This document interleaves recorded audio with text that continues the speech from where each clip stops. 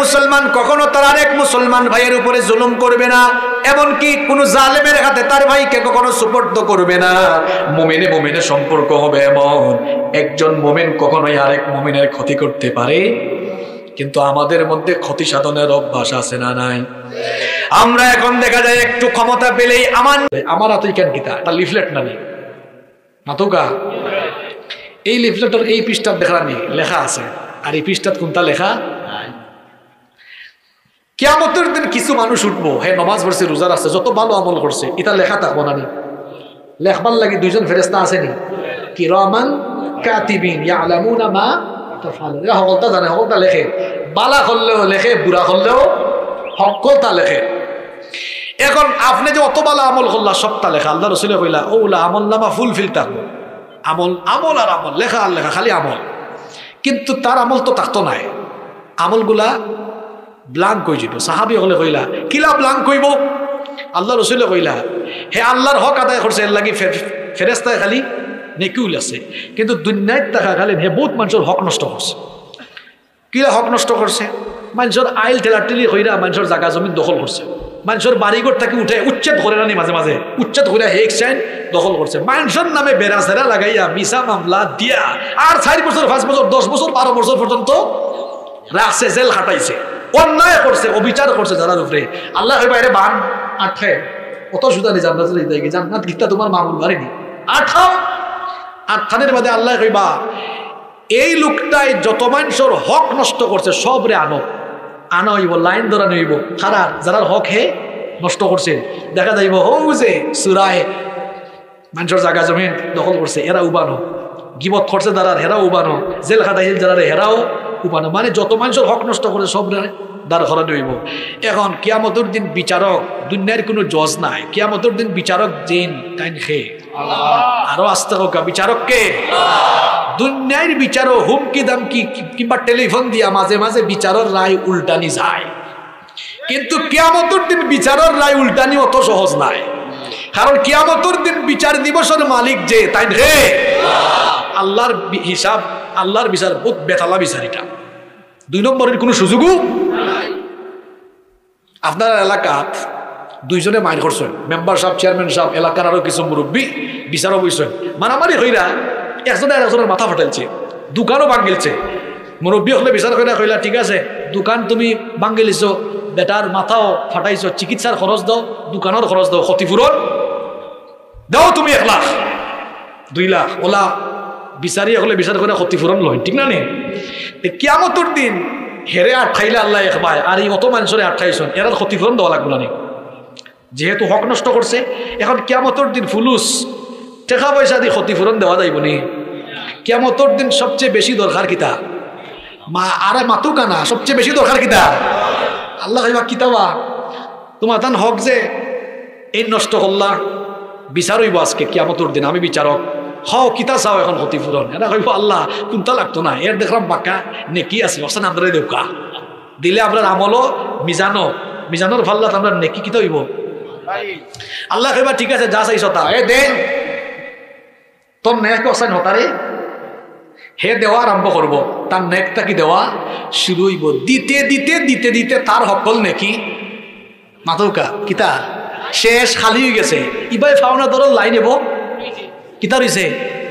রাসূলুল্লাহ কইলা ওলা দুনিয়ায় এত নমাজ রোজা সফালু হলে দাগ ফলাচ্ছি, দেখবা কিছু মানুষ সমাজও আছে নমাজও আগর খাতারা থাকে, আবার মানুষের ক্ষতি করা, ডাকাতি করা, দুর্নীতি করা থেও আগের খাতারও থাকে। কিছু মানুষ পাঞ্জাবি তকি লাগাইয়া হাজিসা বইয়া আলহাজ নামক লাগাইয়া ইচ্ছে, আর মানুষের নামে মিথ্যা মামলা দেওয়া মানুষের দিনের ভোগ দিন জেলখানা ভাত খায় আছে। বুঝবে রে সান্ডা গুন্ডা, কিয়ামতের দিন আল্লাহর হিসাবর, আল্লাহর বিচারও বললে তুই বুঝবে আল্লাহর বিচার আছে না নাই? আল্লাহ হবে দে দে তোর নাকি দে, দিতে দিতে তার হকলতা শেষ, হিবাই ভাবনা ধরো লাইন বাকি হিতারে আর দেওয়ার কোনটা আসেনি। জাহান্নামের ফেরেশতা হলো আল্লাহ খাবার দরের দর জিনজিল লাগা, ডান্ডা বেরিয়ে লাগা, আল্লাহরও ডান্ডা বেরিয়ে আছে না নাই? সুম্মা ফি সিলসিলাতিন যারউহা ৭০ যিরাআন ফাসলুকু, ৭০ গজ লম্বা শিকল দিয়া জাহান্নামে করে বান্ধ হইব। আল্লাহু আকবার। তাই ধরিবা, এরপরে টাইন্না টাইন্না জাহান্নামে ফালা। তাইলে বোঝা গেল আল্লাহ রাসূল কইলা ওলা কিয়ামতের দিন বহুত আমল লইয়া বহুত আমলদার হল মানুষের হক নষ্ট করার লাগে হক দিতে দিতে আমল শূন্য হইয়া জাহান্নামে যাইব যে গু আমার উম্মতর সবচাইতে অসহায় হইল কথা বুঝছেন নি এখন মাতুকা মানুষের হক যে তার নষ্ট করেছি ফিরাইয়া দেওয়ার দরকার আছে নি ভাই গো ভাই ভাসতে হইলে আইস গিয়া রাইট ফিরাইয়া দেও কার ফাও ধরে হোক বাইরে ভাই মাফ করে দাও আর নাইলে বেড়াছাড়া আছে না নাই নিজের সব আমল হেরে দেওয়া লাগবে নিজে কষ্ট করে আমল করে মানুষের দিতানি আমল মাতন না খানে তাইলে হক ফিরাই দিলাইবা আর নাইলে ফিরাই দেওয়ার সামর্থ্য না থাকলে ঠেঙ্গ দূরে বইবা ভাই মাফ করে দেওয়া না ছাড়তাম না তোমারে তুমি আরো সে থাকো প্রভু আমি জমিনে তবু তোমারি প্রেম জমে হৃদয় গহীনে আমি তোমারি গোলাম গো অন্য কারণা আমি তোমারি গোলাম গো অন্য কারণা আলিমুল গায়ব তুমি মালিক রব্বানা আল্লাহু আল্লাহু আল্লাহু আল্লাহ আপনারা সবাই বলতে পারবেন না বলেন আল্লাহু আল্লাহু আল্লাহু আল্লাহ আল্লাহু আল্লাহু আল্লাহু আল্লাহ তোমারি রহম ছাড়া বাঁচা বড় দায় প্রতিদিনে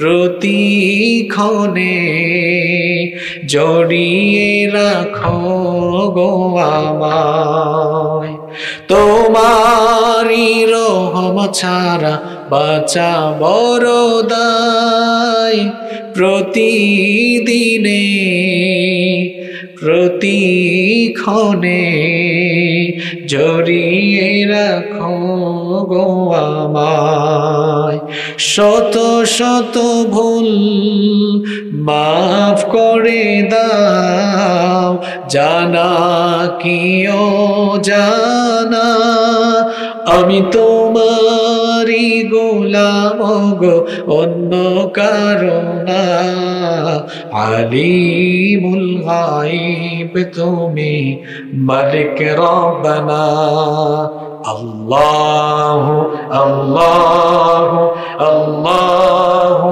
আল্লাহ আল্লাহু আল্লাহু আল্লাহু আল্লাহ কঠিন বিচারের দিনে থেকো আমার পাশে পাপের ভারে নুয়ে গেছি মন তাই কেঁদে মরে কঠিন বিচারের দিনে থেকো আমার পাশে পাপের ভারে নুয়ে গেছি মন তাই কেঁদে মরে জন্নতি ফুল দিও গো আমায় জন্নতি ফুল দিও গো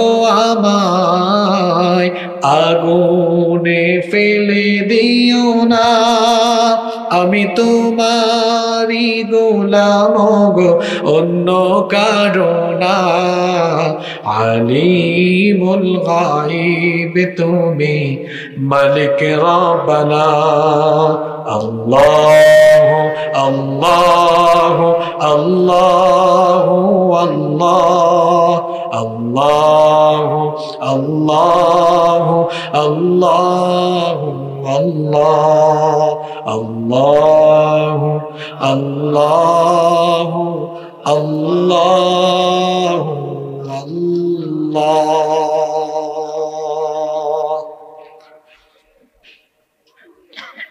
প্রাকৃতিক সৌন্দর্যের নৈসর্গিক লীলাভূমি চায়ের ভূমি নামে খ্যাত ঐতিহ্যবাহী মৌলভীবাজার জেলার রাজনগর উপজেলার সদর ইউনিয়নের অন্তর্গত 1 নং ওয়ার্ডে অবস্থিত ঐতিহ্যবাহী 1 নং ওয়ার্ড উন্নয়ন ফোরামের উদ্যোগে আয়োজিত আজকের এই ঐতিহাসিক তাফসীরুল কোরআন মাহফিলের সমাপনী অধিবেশনের মোহতারাম শ্রদ্ধাভাজন সভাপতি, মঞ্চে বসা আসমানের তারকা সমতুল্য শ্রদ্ধাভাজন ওলামায়ে কেরাম, উপস্থিত বিভিন্ন মাদ্রাসার সম্মানিত আসাতিদায়ে কেরাম, মাহফিলে এসেছেন বিভিন্ন মসজিদের সম্মানিত ইমাম এবং খতিব সাহেব বৃন্দ, মঞ্চে বসা অত্র এলাকার সম্মানিত এবং বিশিষ্ট ব্যক্তিবর্গ, আমার সামনে বসা পিতৃতুল্য সম্মানিত মুরব্বিয়ানে আযম, যুগে যুগে আল্লাহর জমিনে আল্লাহর দ্বীন প্রতিষ্ঠার জন্য যারা সবচেয়ে বেশি অগ্রণী ভূমিকা পালন করেছেন, আমার কলিজার টুকরা প্রিয় যুবক এবং তরুণ ভাইয়েরা, স্কুল, কলেজ, ইউনিভার্সিটি এবং বিভিন্ন মাদ্রাসা পড়ুয়া আমার প্রাণ প্রিয় মেধাবী ছাত্র ভাইয়েরা, পর্দার আড়াল থেকে শ্রবণরতা সম্মানিতা মা এবং বোনেরা, উপস্থিত মিডিয়ার প্রিয় কর্মী এবং সাংবাদিক ভাইয়েরা, প্রশাসন এবং গোয়েন্দা সংস্থার সম্মানিত ভাইয়েরা, প্রাণ প্রিয় রাজনগর তথা আমার প্রিয় মৌলভীবাজারবাসী, আপনারা সবাই কেমন আছেন? আলহামদুলিল্লাহ। আমাদের সবাইকে, আমিও ভালো আছি আলহামদুলিল্লাহ, আমাদের সবাইকে সুস্থতার সাথে বাঁচিয়ে রেখে কোরআনুল কারীমের এই সুন্দর, পবিত্র এবং নান্দনিক এই আয়োজনে আমাদেরকে শামিল হওয়ার তৌফিক যিনি দান করেছেন তিনি কে? আল্লাহ। সেই মহান রবের দরবারে হৃদয়ের সবটুকু ভালোবাসা, আবেগ, অনুভূতিকে উজাড় করে দিয়ে খুশি মনে প্রাণবন্ত আওয়াজে উচ্চ কণ্ঠে কালেমাত শুকর আদায় করে আমরা সবাই পড়ছি আলহামদুলিল্লাহ। সম্মানিত উপস্থিতি, এই যে আপনাদের এলাকায় আজকে এত সুন্দর তাফসীরুল কোরআন মাহফিলের আয়োজন হলো, এতে আপনারা খুশি না বেজার? এই তাফসীরুল কোরআন মাহফিল, এই মাহফিলগুলো হচ্ছে আমাদের দেশে শত শত বছর ধরে চলে আসা একটি ঐতিহ্য, এবং এই মাহফিলগুলো রাজনৈতিক কোনো মঞ্চ কিংবা এই মাহফিলগুলো রাজনৈতিক কোনো আয়োজন নয়। এই মাহফিলগুলো হচ্ছে আমাদের দিন চর্চা, দিন প্রচারের একটি অন্যতম প্ল্যাটফর্ম। এই মাহফিলগুলো থেকে কখনো মানুষকে বিশৃঙ্খলা, সন্ত্রাসবাদ, উগ্রবাদের দিকে আহ্বান করা হয় না, বরং এই মাহফিলগুলো থেকে মানুষকে সত্য, সুন্দর, কল্যাণ, শৃঙ্খলা এবং মানুষকে সভ্যতার দিকে আহ্বান করা হয়। এই মাহফিলগুলোতে আমরা সমাজের নানাবিধ অসঙ্গতি, সামাজিক বিভিন্ন কুপ্রথা এবং সমাজ বিধ্বংসী বিভিন্ন বিষয়গুলো আমরা কোরআন সুন্নাহর আলোকে অত্যন্ত সুন্দরভাবে তুলে ধরি, যাতে করে মানুষেরা সচেতন হয়, সমাজ সুন্দর হয়। সমাজ এবং রাষ্ট্রের উন্নতির জন্য এই মাহফিলগুলো বর্তমানে যুগান্তকারী ভূমিকা পালন করছে। এই মাহফিলগুলো থেকে কখনোই কোনো প্রকার অকল্যাণ, এই মাহফিল থেকে কখনোই কোনো প্রকার অসঙ্গতি কিংবা এই মাহফিল থেকে ক্ষতি হয় এমন কিছু কখনোই করা হয় না। প্রশাসনের ভাইয়েরা আজকের এই মাহফিল বাস্তবায়নে অনেক সহযোগিতা করেছেন, তারা সাপোর্ট দিয়েছেন, আন্তরিকভাবে সহযোগিতা করেছেন বলে আজকের এই মাহফিল অত্যন্ত সুন্দরভাবে বাস্তবায়ন হয়েছে। বলেন আলহামদুলিল্লাহ। আমাদের প্রশাসনের ভাইয়েরা বরাবরের মতোই তারা আন্তরিক, কারণ তারাও জানেন, তারাও তো মুসলমান, তারাও ইউটিউবে কিন্তু রাতের বেলা কোনো না কোনো হুজুরের বয়ান শোনেন, তাদের ঘরে স্ত্রী আছে, সন্তান আছে, তারাও শোনেন এবং তাদের পরিচয় তারাও মুসলমান, তারাও আমাদের মতো নামাজে যান, তারাও আমাদের মতো দিন চর্চা করেন। তারা এই মাহফিলগুলোতে আসেন, সহযোগিতা করেন। আজকেও দেখেন তারা এসেছেন, তার মানে নিশ্চয়ই তারা কোরআনকে ভালোবাসেন, নিরাপত্তার দায়িত্বে এসেছেন, পাশাপাশি তারা আলোচনাও শুনতে এসেছেন। কিন্তু আমাদের বাংলাদেশে দেখা যায় মাঝে মাঝে টুপি লাগাইয়া, পাঞ্জাবি লাগাইয়া, তারপর দাড়ি টাড়ি রাইখা কিছু মানুষ উপরে উপরে ইসলামকে ভালোবাসে বুঝাইয়া তলে তলে ইসলামের শেকড় কাটে, এরকম স্বভাব চরিত্র লালন করে। এরা দেখা যায় মাঝে মাঝে এই সুন্দর সুন্দর আয়োজনে বাধা বিপত্তি সৃষ্টি করে। তো আমি বাংলাদেশের বিভিন্ন জায়গায় বলি, এই মাহফিল থেকে আমরা মাদকের বিরুদ্ধে কথা বলি, যৌতুকের বিরুদ্ধে কথা বলি, সন্ত্রাসবাদের বিরুদ্ধে কথা বলি, উগ্রবাদের বিরুদ্ধে কথা বলি। সুতরাং যে সমাবেশগুলোতে মানুষকে সচেতন করা হয়, যে সমাবেশগুলো থেকে মানুষদেরকে সচেতন করা হয়, যেখান থেকে মানুষকে কোরআন সুন্নাহর মেসেজ দিয়ে আখিরাতমুখী জীবন গঠনের কথা বলা হয়, এই মাহফিলগুলোতে আসলে বাধা বিপত্তি সৃষ্টি করতে চায় কারা? উত্তর হলো, তলে তলে এই সমাজের অন্যায় আর অপরাধ জগৎকে নেতৃত্ব দেয় যারা, মাহফিলগুলোতে বাধা হয়ে দাঁড়ায় তারা। যে সকল লোকেরা সমাজে শান্তি প্রতিষ্ঠা হোক, সমাজের মধ্যে ইনসাফ কায়েম হোক, মানুষে মানুষে কলহ বন্ধ হোক, সুখ সমৃদ্ধি আর শান্তির জন্য বাধা হয়ে দাঁড়ায়, সে সকল লোকেরা কখনোই রাষ্ট্রের জন্য, সমাজের জন্য কল্যাণকর নয়। আল্লাহ তাআলা এ ধরনের স্বভাব চরিত্র থেকে আমাদেরকে হেফাজত করেন। আল্লাহ আমাদের সবাইকে হিদায়াতের পথে অটল অবিচল রাখেন, বলেন আমিন। অনেক রাত হয়ে গিয়েছে। আমাদের সিলেটের কালচার রাত 11টার ভেতরে মাহফিল বন্ধ হয়ে যায়, শেষ হয়ে যায়। তো আজকে আমাকে একটু দেরিতে উঠানো হয়েছে। আমি যদি 11টার পরে আরো 20 থেকে 30 মিনিট সময় নেই, আপনাদেরকে কষ্ট হবে? আপনারা ধৈর্য ধরে থাকতে পারবেন তো ইনশাআল্লাহ? আমিও অপ্রাসঙ্গিক অসংলগ্ন কথাবার্তা বলে সময় নষ্ট করব না। আমরা সরাসরি আল্লাহর কালাম থেকে হিদায়াতি কিছু কথা শুনবো। বাস্তব জীবনে আমল করার নিয়তে প্রতিটি কথা আমি যেন বলতে পারি, আপনারা যেন সেই নিয়তে শুনতে পারেন। আল্লাহ আমাকে, আপনাদের সবাইকে, আমাদের সবাইকে আল্লাহ সেই তৌফিক দান করেন। আরো জোরে বলেন আমিন। চলেন আমরা আর সময় নষ্ট না করে শুরু করি। সম্মানিত উপস্থিতি, এই পৃথিবীর সবকিছু যিনি সৃষ্টি করেছেন তিনি কে? আল্লাহর নাম বলতে কষ্ট হয় আপনাদের? তাহলে একটু গলার আওয়াজ উঁচা করে বলেন, সবকিছুর মহা কারিগর যিনি তিনি কে? আল্লাহ। আল্লাহ তাআলার এই তামাম সৃষ্টিকুলের মধ্যে মানুষকে তিনি সৃষ্টির মধ্যে আশরাফ, সম্মানিত বানিয়েছেন। আল্লাহ তাআলার অসংখ্য মাখলুকাত আছে, অসংখ্য মাখলুকাতের মধ্যে আল্লাহ তাআলা মানুষকে সৃষ্টির সবচাইতে সেরা বানিয়েছেন। এজন্য আল্লাহ তাআলা কোরআনে হাকিমে বলেছেন, ওয়ালাকাদ কাররামনা বানি আদম, আর অবশ্যই বনি আদমকে আমি সম্মানিত করেছি। কথাটা কার? তাহলে তামাম এই মাখলুকাতের ভেতরে সবচেয়ে দামি সৃষ্টি, সম্মানিত সৃষ্টির নাম কি? আর একটু জোরে বলেন। মানুষ। এখন পৃথিবীতে মানুষ আছে প্রায় 800 কোটি। এখন এই 800 কোটি মানুষের মধ্যে সকল মানুষ তো আল্লাহর কাছে প্রিয় নয়, সকল মানুষ আল্লাহর কাছে প্রিয় নয়, সকল মানুষ আল্লাহর নৈকট্যশীল নয়, সকল মানুষ আল্লাহর প্রিয় নয়। তাহলে প্রশ্ন হলো, তামাম দুনিয়ার এই 800 কোটি মানুষের মধ্যে আল্লাহর সবচাইতে প্রিয় বান্দা, প্রিয় মানুষ কারা? উত্তর হলো, ঈমান গ্রহণ করে, ঈমান এনে ঈমানের পথে চলছে যারা, আল্লাহর প্রিয় বান্দা হলো তারা। কারণ ঈমানদার ছাড়া যেই জাতের মানুষই দুনিয়ায় থাকুক না কেন, ওরা ব্যর্থ। ঈমানদাররা সফল। বলেছেন কে? আল্লাহ সূরা মুমিনুনের প্রথম আয়াতে বলেছেন, ক্বাদ আফলাহাল মুমিনুন, successful indeed are the believers. বিশ্বাসী যারা, ঈমানদার যারা, সফল হলো তারা।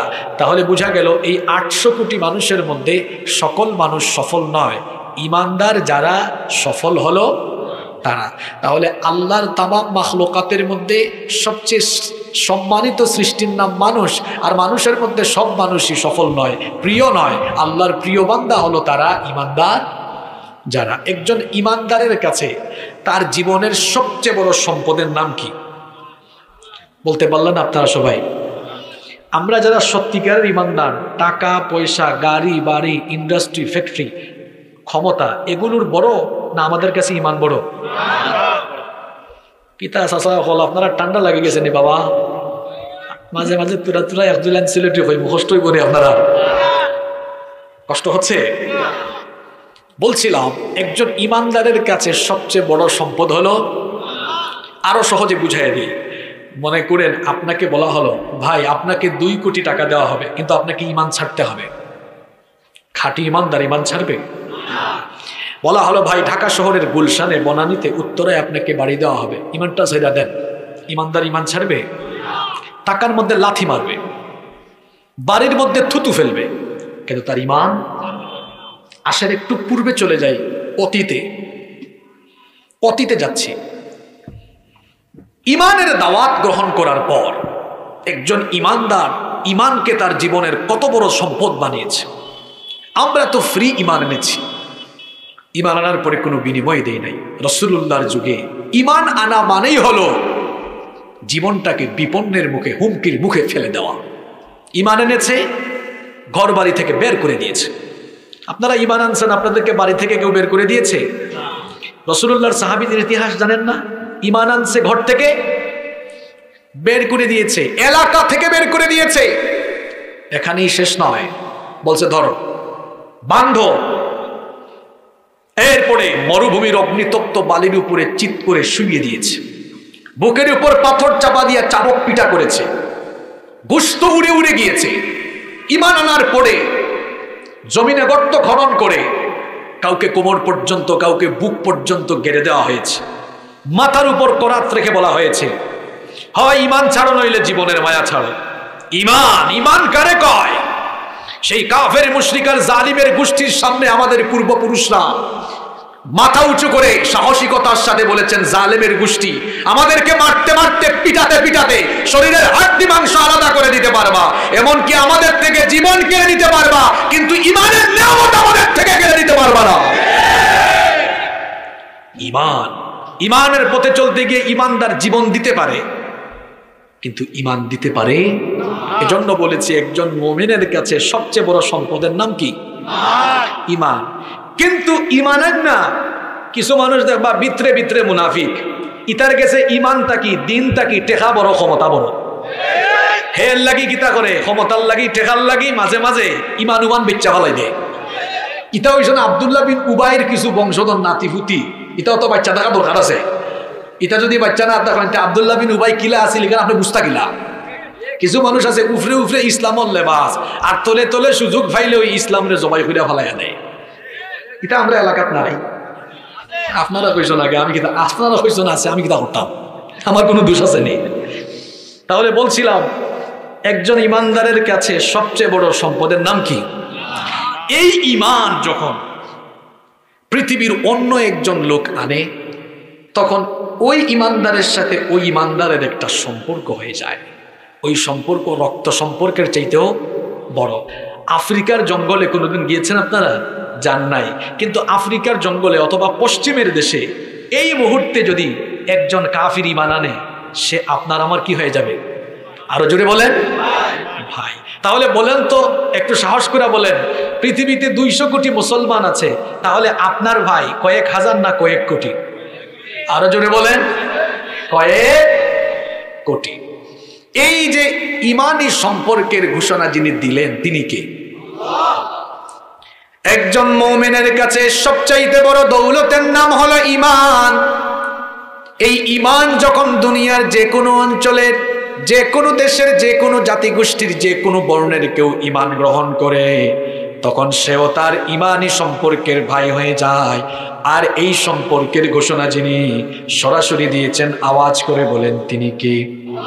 রব্বুল আলামিন কোরআনুল কারীমের 49 নম্বর সূরা সূরাতুল হুজুরাতের 10 নম্বর আয়াতে বড় সুন্দর করে বলছেন, ইন্নামাল মুমিনুনা ইখওয়াতুন ফাআসলিহু বাইনা আখাওয়াইকুম ওয়াত্তাকুল্লাহা লাআল্লাকুম তুরহামুন। কথাটা কার? আল্লাহ বলছেন, ইন্নামাল মুমিনুনা ইখওয়া, নিশ্চয়ই মুমিনরা পরস্পর ভাই। আবার নবীজি বলেছেন, আল মুসলিমু আখুল মুসলিম, এক মুসলমান আরেক মুসলমানের কি? এখানে আমরা যারা এসেছি, একজন মুসলমান আরেকজন মুসলমানের কি? তো একজন ভাইয়ের সাথে আরেকজন ভাইয়ের সম্পর্কটা কেমন হবে, এই সম্পর্কের নমুনাটা কেমন হবে, সম্পর্কের দাবি কেমন হবে, এটা জানার দরকার আছে না নাই? মুসলমানের সাথে মুসলমানের সম্পর্ক, এই যে ভ্রাতৃত্বের সম্পর্কের হক কি, এক মুসলমানের উপর আরেক মুসলমানের হক কি, আমরা এটা জানি না। জানি না বলে মুসলমানে আজ কলহ, বিবাদ, মারামারি, ঠেলাঠেলি, গুতাগুতি। কেন? কারণ মুসলমান তার মুসলমান ভাইয়ের হকের ব্যাপারে সচেতন নয়। এজন্য আজ আমরা কথা বলবো এক মুসলমানের উপরে আরেক মুসলমানের কি হক আছে সেগুলো আজকে আমরা শুনবো। বলেন ইনশাআল্লাহ। আমি খুব অল্প সময়ে সেগুলো তুলে ধরবো, আপনারা পয়েন্টগুলো মুখস্থ করে ফেলবেন। বলেন ইনশাআল্লাহ। নাম্বার 1 শুরু করছি আমি, পারলে নোট করে ফেলেন মোবাইলে। 1 নাম্বার, এক মুসলমানের উপরে আরেক মুসলমানের প্রথম হক হলো এক মুসলমান তার আরেক মুসলমান ভাইকে ভালোবাসবে। কি করবে?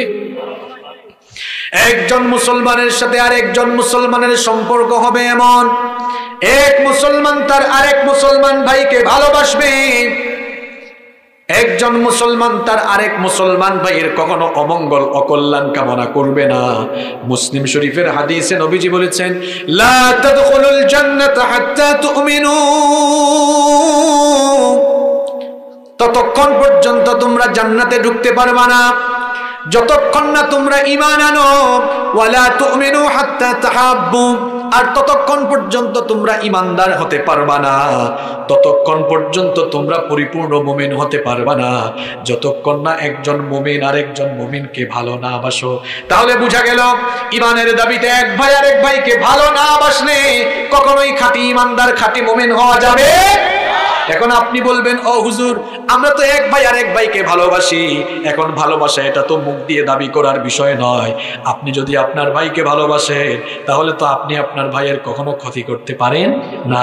আপনি যদি ভালোবাসেন তাহলে আপনার ভাইয়ের কোনো অকল্যাণ আপনি করতে পারেন না। ভালোবাসা কারে কয়? ভালোবাসার দৃষ্টান্ত কেমন হওয়া উচিত? যেই সম্পর্কে ভালোবাসা থাকে সেই সম্পর্কে স্যাক্রিফাইসও থাকে। যে সম্পর্কের মধ্যে স্যাক্রিফাইস নাই ওইটা ভালোবাসার সম্পর্ক নয়, ওটা স্বার্থপরতার সম্পর্ক। ভালোবাসার সম্পর্কের ভেতরে স্যাক্রিফাইস থাকা লাগে, ত্যাগ থাকা লাগে। আর সেই স্যাক্রিফাইস আর ত্যাগের দৃষ্টান্ত দিয়ে ভালোবাসার নজির স্থাপন করেছিলেন রাসূলুল্লাহর সাহাবীরা। আল্লাহর নবীর সাহাবীরা পরস্পরকে কেমন ভালোবাসা দেখিয়েছেন শোনেন। মক্কায় ঈমান আনার পরে যখন মক্কার ঈমানদারদের উপরে জুলুম নির্যাতনের স্টিম রোলার চালিয়ে দেওয়া হলো, আল্লাহর তরফ থেকে হিজরতের অর্ডার আসলো। এবার মক্কার সাহাবীরা যখন মক্কা থেকে মদিনায় হিজরত করলেন, মক্কায় তাদের বাড়িঘর ছিল, মক্কায় তাদের ভিটামাটি ছিল, সম্পদ ছিল, ব্যবসা বাণিজ্য ছিল। তারা তাদের ঘর বাড়ি ভিটামাটি সম্পদ ব্যবসা বাণিজ্য সবকিছু ছেড়ে দিয়েছেন। কার জন্য? আসতে বলবেন না, জুড়ে বলেন কার জন্য? আল্লাহর জন্য সেগুলো ছেড়ে দিলেন। আল্লাহর হুকুম পালন করে মক্কা থেকে তারা মদিনায় চলে গেলেন হিজরত করে। মদিনায় আসার পরে তাদের থাকার কোনো জায়গা ছিল না, তাদের কোনো খাবার ছিল না, ভিটামাটি ছিল না, বাসস্থান ছিল না, ব্যবসা বাণিজ্য কিছুই ছিল না। মক্কার সেই মুহাজির সাহাবীরা হচ্ছেন 2 প্রকার। 1 নম্বর মুহাজির, 2 নম্বর হলো আনসার। মক্কা থেকে মদিনায় হিজরত করে যারা গিয়েছেন তাদেরকে বলা হয় মুহাজির। মদিনায় সেই মুহাজির সাহাবীদেরকে যারা আশ্রয় দিয়েছেন তাদেরকে বলা হয় আনসার, অর্থাৎ সাহায্যকারী। ভালোবাসা কারে কয় সেটা বলছিলাম। দেখেন, মক্কা থেকে ঘর বাড়ি ভিটামাটিহীন সেই সকল ভাইয়েরা যখন মদিনায় চলে আসলেন, মদিনার লোকেরা তারা তাদের মক্কা থেকে আসা ভাইদের প্রতি কেমন ভালোবাসা দেখালেন। তাদের নিজেদের বাড়িতে তাদেরকে থাকার জায়গা দিলেন, নিজেদের খাবারের রুটি তাদের সঙ্গে ভাগ করলেন, নিজেদের ফসল থেকে তাদেরকে ফসলের ভাগ দিলেন। এমনকি ভালোবাসার এমন নজরানা দেখিয়েছেন যাদের একাধিক বিবি ছিল, একাধিক বউ যাদের ছিল, একাধিক বিবি থাকলে তালাক দিয়ে ওই তালাকপ্রাপ্ত স্ত্রীর সাথে তাদের মক্কা থেকে আসা মুহাজির ভাইয়ের সঙ্গে বিয়ের ব্যবস্থা করে দিয়েছেন। আল্লাহু আকবার। আনসার এবং মুহাজির সাহাবীদের এই ভালোবাসা, এই স্যাক্রিফাইস আল্লাহর কাছে এত ভালো লাগলো। তাদের ভালোবাসার এই সম্পর্কের প্রশংসা কোরআন শরীফে যিনি করেছেন সবাই বলেন তিনি কে? রব্বুল আলামিন কোরআনুল কারীমের 59 নম্বর সূরা সূরাতুল হাশরের 9 নম্বর আয়াতে বলছেন, ওয়াল্লাযীনা তাবাওয়াউদ দার ওয়াল ঈমানা মিন ক্বাবলিহিম ইউহিব্বুনা মান হাজারা ইলাইহিম ইলা আখিরিল আয়া। আল্লাহ তাআলা বলছেন, মক্কার লোকেরা মদিনাতে আসার পূর্বে মদিনায় যারা বসবাস করত, মদিনাবাসী সেই লোকেরা তাদের হিজরতকারী ভাইদের প্রতি ভালোবাসা দেখিয়েছে। বলেছেন কে? এই জন্য ভালোবাসার নমুনাটা এমন হবে, আপনি আপনার ভাইকে কষ্ট দিবেন না, আপনার ভাইকে সাহায্য করবেন, সহযোগিতা করবেন, ভালোবাসা দেখাতে গিয়ে আপনার ভাইয়ের জন্য স্যাক্রিফাইস, ত্যাগের নজরানা পেশ করবেন। এভাবে যদি এক ভাই আরেক ভাইকে দুনিয়াতে ভালোবাসতে পারেন, তাহলে বলেন তো মুসলমানদের সমাজে আন্তরিকতার বন্ধনটা মজবুত হবে কম না বেশি? আন্তরিকতার বন্ধনটা যখন মজবুত হবে, তখন দেখবেন মুসলমানদের সমাজে মুসলমানদের সমাজটা অত্যন্ত শক্তিশালী হবে। আর যখন এক মুসলমান আরেক মুসলমানকে ভালোবাসবে, তখন সেই সকল ভালোবাসা স্থাপনকারী মুমিনদেরকে কিয়ামতের মাঠে যিনি মর্যাদা বাড়িয়ে দিবেন, সবাই বলেন তিনি কে? মুসলিম শরীফের হাদিস, নবীজি বলেছেন, ইন্নাল্লাহ তাআলা ইয়াকুলু ইয়াউমাল কিয়ামাহ, কিয়ামতের দিন আল্লাহ তাআলা বলবেন, আইনাল মুতাহাব্বুনা বিজালালি, আল্লাহ তাআলা বলবেন, কোথায় আমার সেই সকল ইমানদার বান্দারা, দুনিয়াতে থাকা অবস্থায় যারা শুধুমাত্র আমার সন্তুষ্টির জন্য এক ভাই আরেক ভাইকে ভালোবেসেছো, তারা কোথায়? তারা দাঁড়িয়ে যাও। আল-ইয়াউমা উযিল্লুহুম ফি জিল্লি ইয়াউমা লা জিল্লা ইল্লা জিল্লি, আজ আমি তোমাদেরকে আমার আরশের ছায়ায় জায়গা দিব। আর কারণ আজকে হলো এমন দিন, আজকের এই দিনে আরশের ছায়া ছাড়া আর কোনো ছায়া নাই। তাহলে কিয়ামতের মাঠে মুমিনে ভালোবাসা স্থাপনকারী মুমিনদেরকে হাসরের মাঠে আরশের নিচে যিনি জায়গা দিবেন, আরশের ছায়ার নিচে যিনি জায়গা দিবেন, তিনি কে? আসতে বলবেন না, গলার আওয়াজটা উঁচা করে বলেন, তিনি কে? আরশের ছায়ায় জায়গা পেতে চান কি চান না? ঠেলাঠেলি করবেন না ভালোবাসবেন? ইনশাআল্লাহ। নাম্বার 2, 2 নাম্বার, এক মুসলমান কখনোই আরেক মুসলমানের ক্ষতি করবে না। একজন মুসলমান আর একজন মুসলমানের কখনো ক্ষতি করবে না। নবীজি বলেছেন, আল মুসলিমু আখুল মুসলিম, এক মুসলমান আর এক মুসলমানের ভাই।